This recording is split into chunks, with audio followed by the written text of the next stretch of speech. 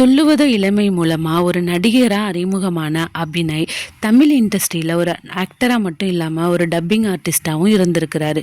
44 வயசே ஆகிற அபிநய் கொஞ்ச நாட்களாவே கல்லீரல் பாதிக்கப்பட்டு அவரோட ஹெல்த் ரொம்பவே மோசமா இருந்திருக்கு. வயிறு வீங்கின நிலையில மருத்துவமனையில அட்மிட் ஆன அபிநய் தன்னோட மேற்சிகிச்சைக்காக பண உதவி கேட்டு பல வீடியோக்களை சோஷியல் மீடியாவில் வெளியிட்டிருந்தாரு.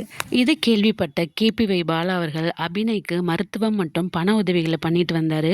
அவரோட காந்தி கண்ணாடி மூவி ஃபங்க்ஷனில் அபிநய ஒரு ஸ்பெஷல் கெஸ்ட்டாக அழைச்சது மட்டும் இல்லாமல் உடம்பு சரியானதும் உங்களோட சேர்ந்து நடிக்க விரும்புவதாகவும் சொல்லியிருந்தாரு. ஆனால் கல்லீரல் பாதிப்பால் கஷ்டப்பட்டு வந்த அபிநய் அவர்கள் துரதிர்ஷ்டவசமாக மருத்துவ உதவிகள் எதுவுமே அவருக்கு பலன் அளிக்காததுனால நேற்று அதிகாலை மரணம் அடைஞ்சிருக்காரு. இதை கேள்விப்பட்ட KPY பாலா அவர்கள் அபிநய் அவர்களின் இறுதி சடங்குக்கு தேவையான அனைத்து உதவிகளையும் கூடவே இருந்து பண்ணியிருக்காரு.